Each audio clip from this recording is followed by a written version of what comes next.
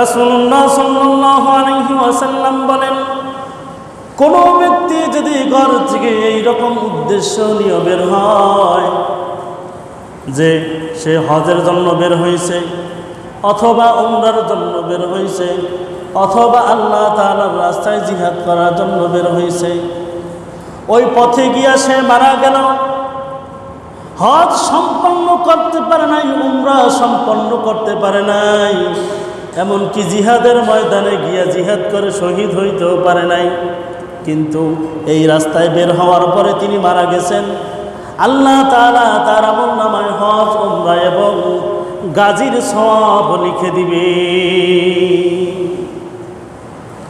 হজ এবং উমরা এবং জিহাদের ময়দানে গেছে, শহীদ হয় নাই, গাজী হয়ে ফিরে আসছে, এই রকম সওয়াব তার আমলনামায় আল্লাহ তাআলা দিয়ে দেবেন। সুবহানাল্লাহ। তাহলে কতটা সওয়াবের অন্তর্ভুক্ত আমরা হইলাম। আমরা তো এখন প্লেনে করে আমরা হজে চলে যাই, কয় ঘন্টা সময় লাগে? 8 ঘন্টা নাকি না 4 ঘন্টা? যাই হোক, যতটুকু সময় লাগে। আমাদের অনেক আগের যুগের লোকেরা জাহাজে করে অনেক সময় হজে যাইত, আবার অনেক সময় হাইটাও হজে যাইত। দেখা যায় জাহাজে কইরা হজে যাইতে যাইতে দেখা যায় হজ শেষ হয়ে গেছে, তারা হজ পায় নাই।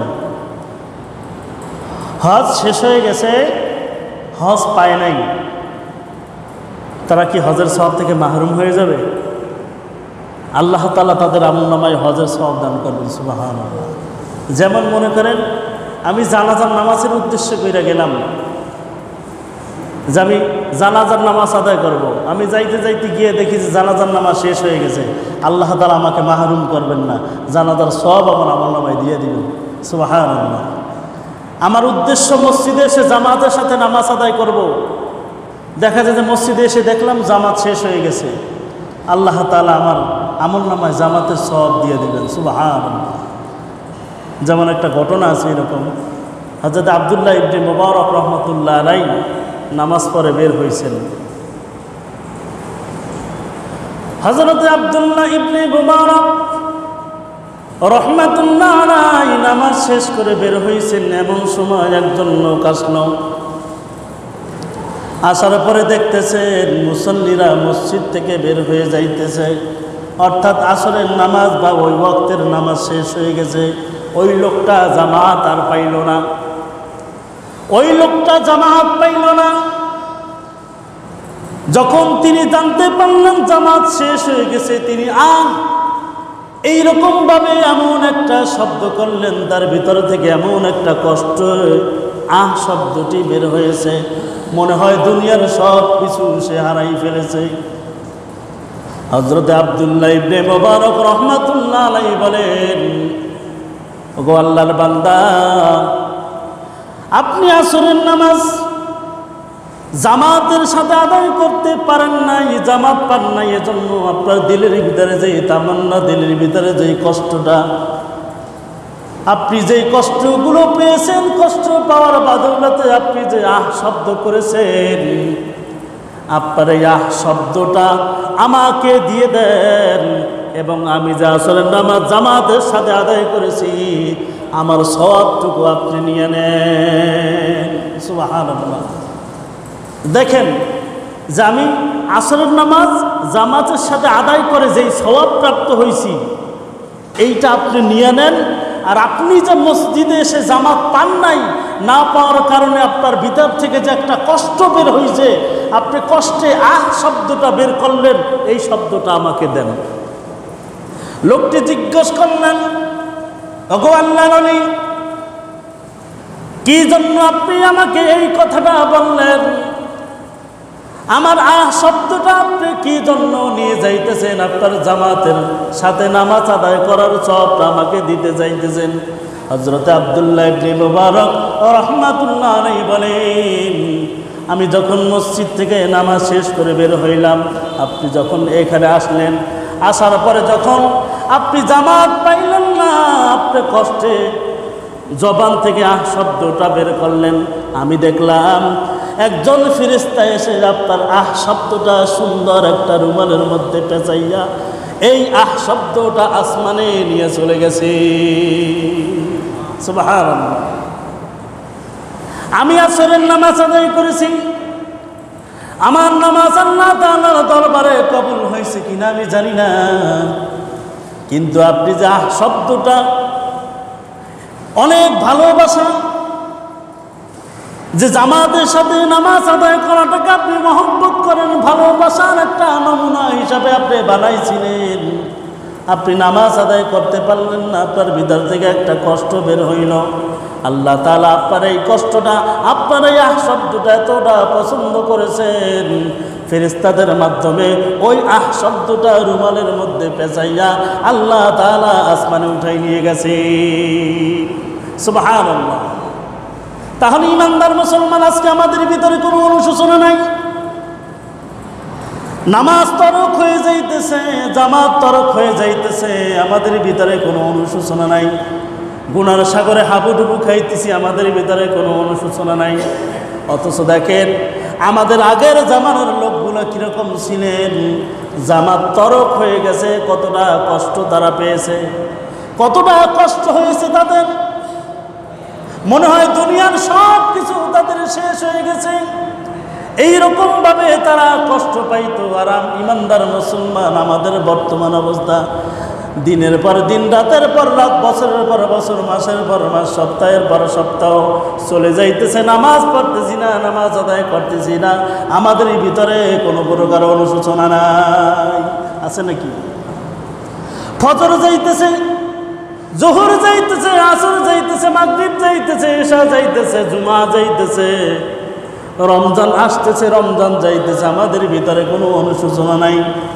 মুসলিম হিসাবে আমাদের উপর আল্লাহ তাআলা যে কিছু ফরজ বিধান আমাদের উপর নির্ধারিত করে রেখেছেন, এই ব্যাপারে আমাদের কারো কোনো অনুশোচনা নাই, আমাদের কারো কোনো ধারণা নাই। মনে করি আল্লাহ তাআলা আমাদের দুনিয়াতে খাও দাও, আমোদ ফুর্তি করো, এই জন্য দুনিয়ার জমিনে পাঠাইছে। আছে না এরকম মানুষ? অভাব নাই।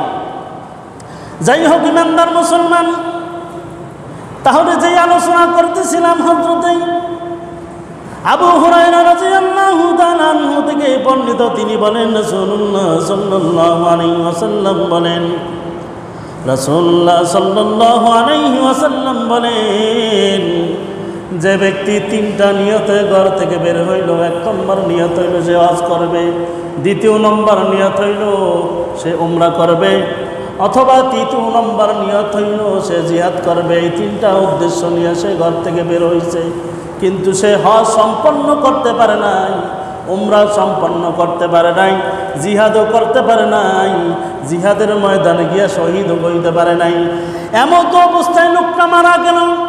আল্লাহ তাআলা বলেন, আল্লাহর নবী মুহাম্মদ রাসূলুল্লাহ সাল্লাল্লাহু আলাইহি ওয়াসাল্লাম বলেন, ওই লোকটার আমলনামায় হাজি, গাজী এবং উমরাকারীর সব লিপিবদ্ধ করা হবে। শুধু তাই না ইমানদার মুসলমান, আল্লাহর নবী মুহাম্মদ রাসূলুল্লাহ সাল্লাল্লাহু আলাইহি ওয়াসাল্লাম বলেন, কেউ যদি ইসলাম ধর্ম গ্রহণ করে, ইসলাম ধর্ম গ্রহণ করার দ্বারা তার পূর্বের সকল গুনাহসমূহ ক্ষমা করে দেওয়া হয়। ইসলাম ধর্ম কেউ যদি গ্রহণ করে, তার পূর্বের সকল গুনাহ কি করে দেওয়া হয়? ক্ষমা করে দেওয়া হয়।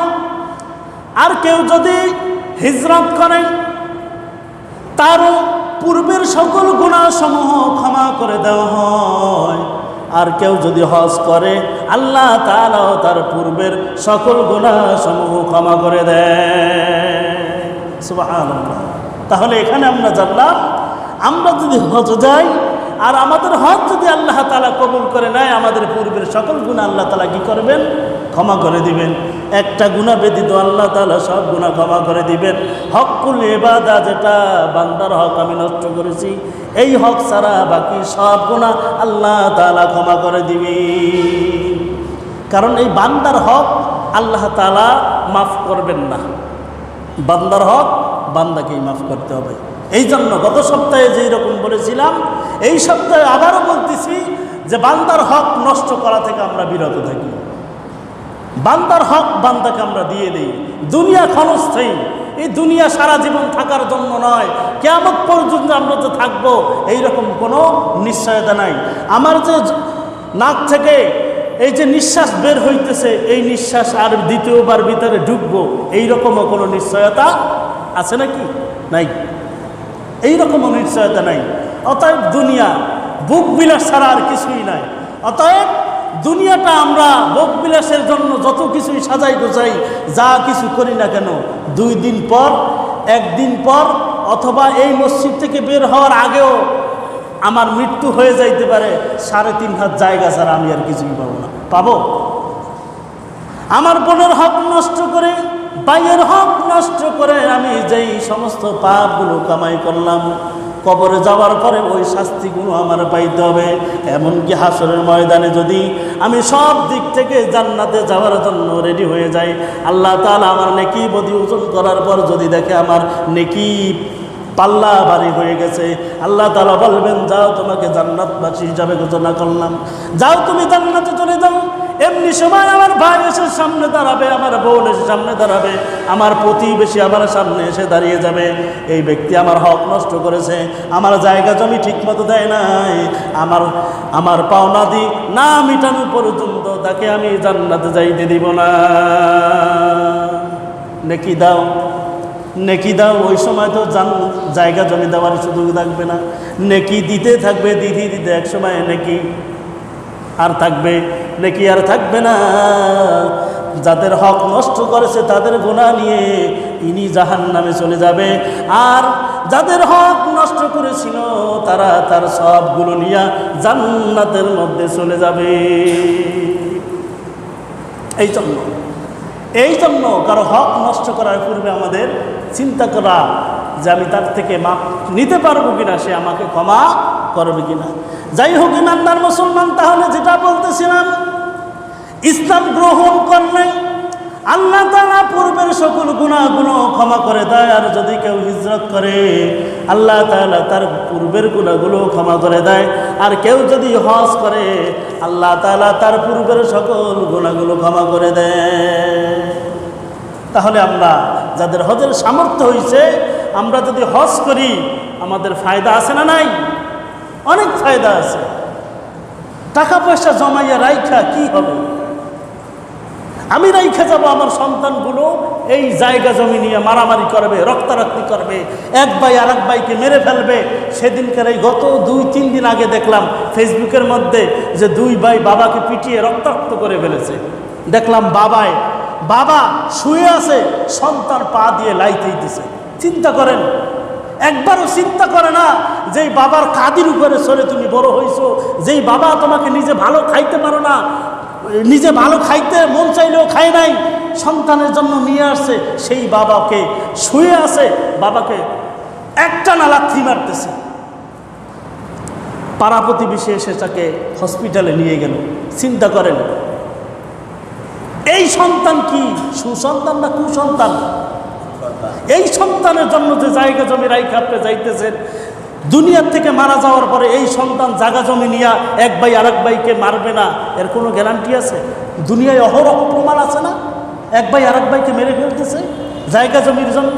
শুধু তাই নয়, বাস্তব ঘটনা আমাদের এলাকায়, রাজনীতি করতে গিয়ে এক ভাই একজনের সাপোর্টার, আর এক ভাই আরেকজনের সাপোর্টার, দেখা যায় যে 2 জনে দা নিয়ে কোপাকুপি কইরা 2 জন হসপিটালে। এই দুনিয়ার বাস্তব চিত্র। তাহলে এই যে ধন সম্পদ রাইখা যাব, কোনো ফায়দা হবে না। এই যে এখন যদি মনে করে এইরকম যে 10 কাঠা জায়গা বেচে আমি যদি হজ করতে যাই, তাহলে এই 10 কাঠা জায়গা কইমে যাইব। এই 10 কাঠা জায়গা আমার সন্তানরা যদি থাকে, এই 10 কাঠা জায়গা দিয়ে তারা চলতে পারবে, খাইতে পারবে, ফিরতে পারবে। কিন্তু আমার উপরে যে হজ ফরজ হইল, আমি হজ না কইরে যে আমি মারা গেলাম, আমার মৃত্যুর সময় কালেমা নসিব হইল কিনা, আমি মুসলিম অবস্থায় মারা গেলাম কিনা, আমি ইহুদি হইয়া মরলাম কিনা, নাসারা হইয়া মরলাম কিনা, এ ব্যাপারে আল্লাহ তাআলা কোনো চিন্তাও নেই, ভাবনাও নেই। কারণ আল্লাহ তাআলা স্পষ্ট বলেছেন যে কেউ যদি কারো যদি হজের সামর্থ্য হয়, সামর্থ্য হওয়ার পরেও সে যদি হজ না করে, আল্লাহ তাআলা বলেন সে ইহুদি হইয়া মরুক বা নাসারা হইয়া মরুক, এ ব্যাপারে আল্লাহ তাআলার কোনো দায়ভার নাই। আল্লাহ তাআলা এই ব্যাপারে কোনো চিন্তাও করবেন না। এই জন্য হজ ফরজ হওয়ার সাথে সাথে আমরা কি করব? হজ করে নিব। ইমানদার মুসলমান যাই হোক, রাসূল করিম সাল্লাল্লাহু আলাইহি ওয়াসাল্লাম বলেন, হাদিসটি হযরত আবু হুরায়রা রাদিয়াল্লাহু তাআলা আনহু থেকে বর্ণিত।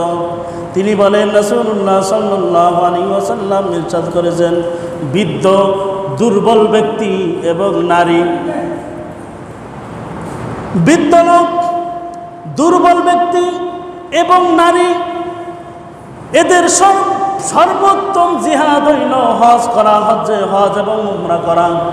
আল্লাহর নবী মুহাম্মদুর রাসূলুল্লাহ সাল্লাল্লাহু আলাইহি ওয়াসাল্লাম বলেন, বৃদ্ধ মানুষ তারা কি জিহাদে গিয়ে জিহাদ করতে পারবে? তারা কি তরবারি চালাইতে পারবে? পারবে না। মহিলারা পারবে? মহিলারাও পারবে না। এই জন্য আল্লাহর নবী মুহাম্মদুর রাসূলুল্লাহ সাল্লাল্লাহু আলাইহি ওয়াসাল্লাম বলেন, বৃদ্ধ, দুর্বল ব্যক্তি এবং নারী, তাদের সর্বোত্তম জিহাদ হইল হজ এবং উমরা করা।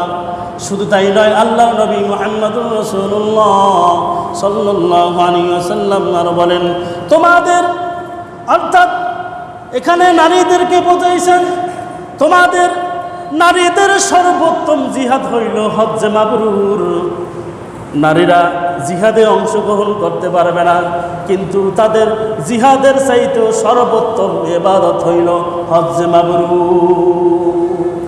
নারীদের সর্বোত্তম জিহাদ কি? হজ্জে মাবরুর। যেইভাবে আল্লাহ তাআলা হজকে কবুল করবেন এইভাবে হজ করা, এইটা হইল নারীদের সর্বোত্তম জিহাদ। এর চাইতে অন্য কোনো বড় জিহাদ নারীদের জন্য আল্লাহ রাসূল সাল্লাল্লাহু আলাইহি ওয়াসাল্লাম ঘোষণা করেন নাই। যাই হোক, ইমানদার মুসলমান হযরত আবু জুহাইর রাদিয়াল্লাহু তাআলা আনহু থেকে বর্ণিত, রাসূলুল্লাহ সাল্লাল্লাহু আলাইহি ওয়াসাল্লাম বলেন, ইরশাদ করেন, আমরা যে হজে যাই, হজে গিয়ে টাকা পয়সা খরচ করি, যাইতে আসতে খরচ করতে হয়। এই বছরে সম্ভবত 5,30,000 টাকার মতো বা 5.5 লক্ষ টাকার মতো সরকারি ফি নির্ধারণ করা হয়েছে। এই যে টাকাগুলো আমরা খরচ করি, এই টাকা খরচ করার দ্বারা আমাদেরকে আদৌ কোনো ফায়দা আছে কিনা, এই টাকার বিনিময়ে আমরা কোনো সওয়াব পাইতেছি কিনা। আল্লাহর নবী সুসংবাদ দান করেছেন।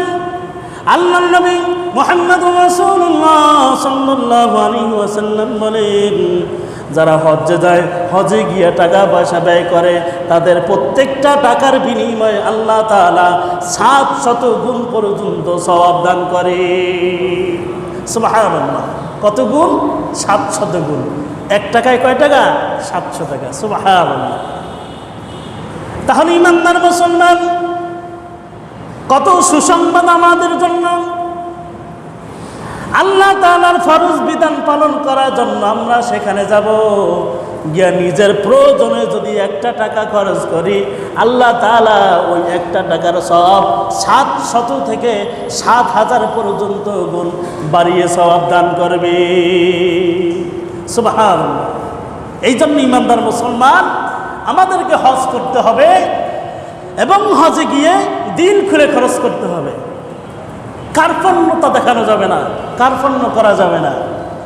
সেখানে গিয়ে খরচ করব, সওয়াব হইতে থাকবে, খরচ করব, সওয়াব হইতে থাকবে।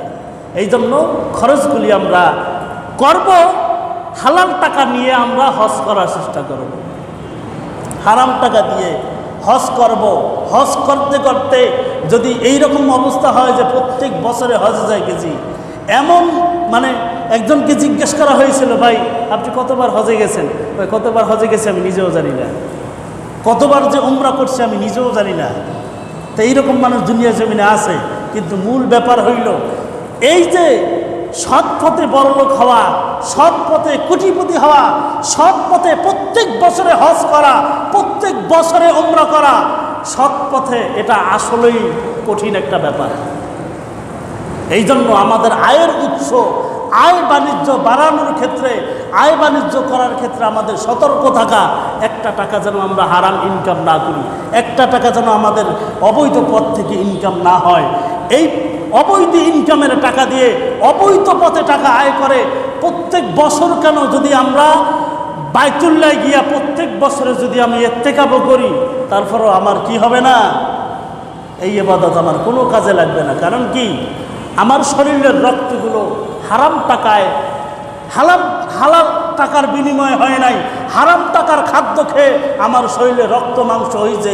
এই শরীর থেকে যতক্ষণ পর্যন্ত হালাল টাকা দিয়ে আমার বডিটা তৈরি না হবে, শরীর থেকে হারাম রক্ত যতক্ষণ পর্যন্ত বের হবে, ততক্ষণ পর্যন্ত আমার কোনো ইবাদত বন্দিগিও আল্লাহ তাআলা কবুল করবেন না।